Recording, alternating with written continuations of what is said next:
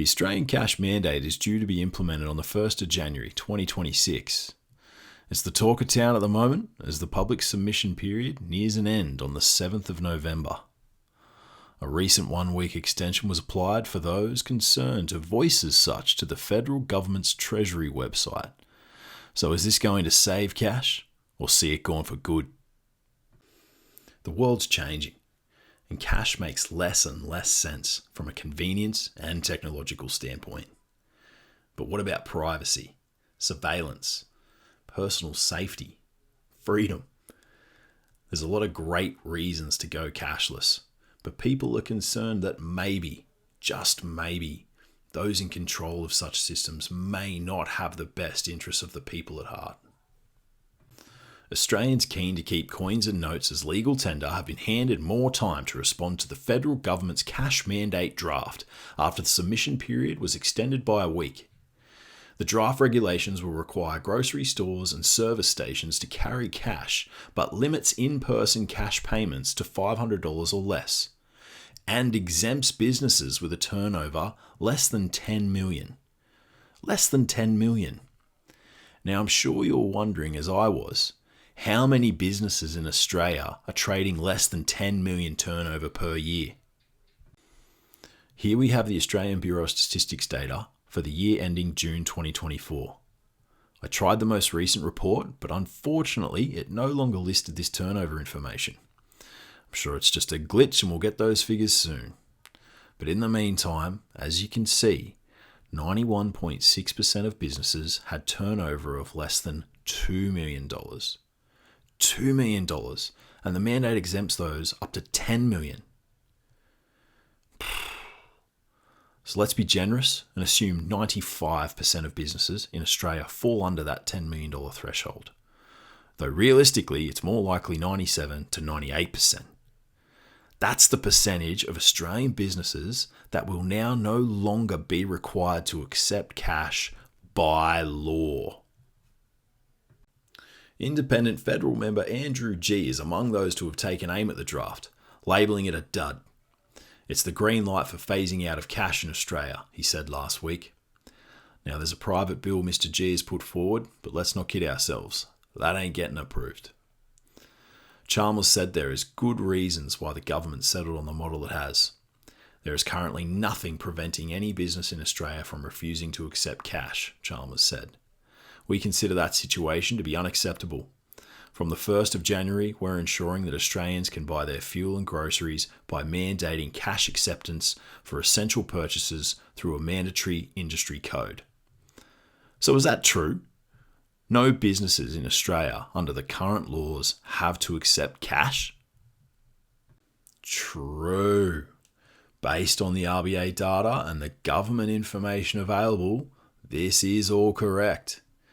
Now, I thought it was interesting there are some restrictions around coins and how much a business is required to accept as payment.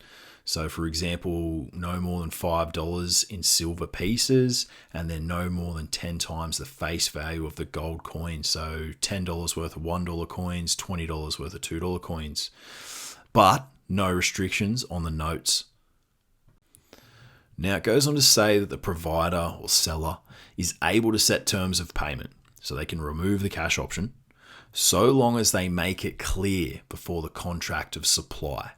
So as long as they've got like a sign up saying no cash, then they're allowed to officially reject cash payment. Now, in this information, it does also say these are general comments about legal tender and should not be taken as legal advice. So I thought that was interesting. Seemingly some wiggle room up to this point, but with the new mandate, officially, legally, no cash payments are required to be accepted. It goes on to say, Australians used cash for about 13% of purchases in 2022. Well down on 2007, when physical currency changed hands during 70% of buys. Now this is according to the Reserve Bank.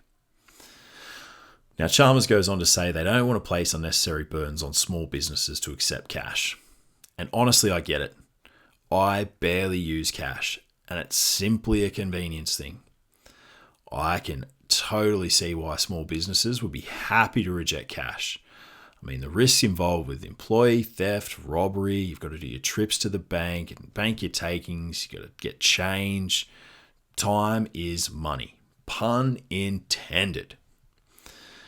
Mr. Bryce, an opponent, goes on to say the regulations they are calling a cash mandate are literally going to greenlight the cashless society in Australia.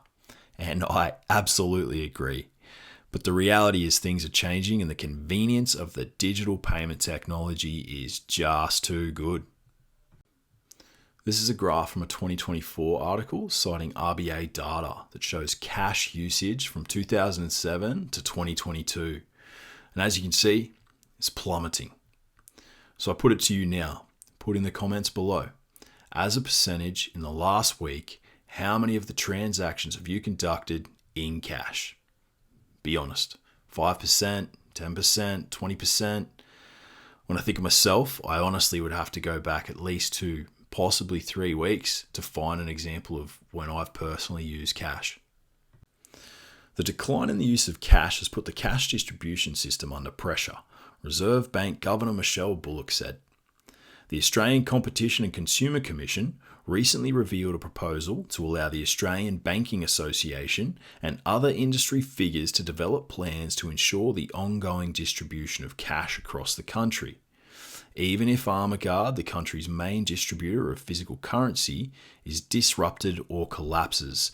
Now, I thought that was an interesting statement, considering over the last 5 years, almost half of all the ATMs in Australia have been removed. Half of all the ATMs. From an article published just last month, the number of ATMs operated by Australian banks has almost halved over the past 5 years, with hundreds dropping out of rotation in the last year alone. New data from the APRA Authority revealed that 333 bank-run ATMs were closed down in the 12 months to June, a loss of about 6%. The change over the last 5 years is even starker, with 4,478 or 47% of the machines shut down in the past half decade. So if the ACCC could help us out with this, that'd be a great start. I don't believe the banks are struggling. I believe it's record profit after record profit. So is this the end of cash in Australia? Are we going digital?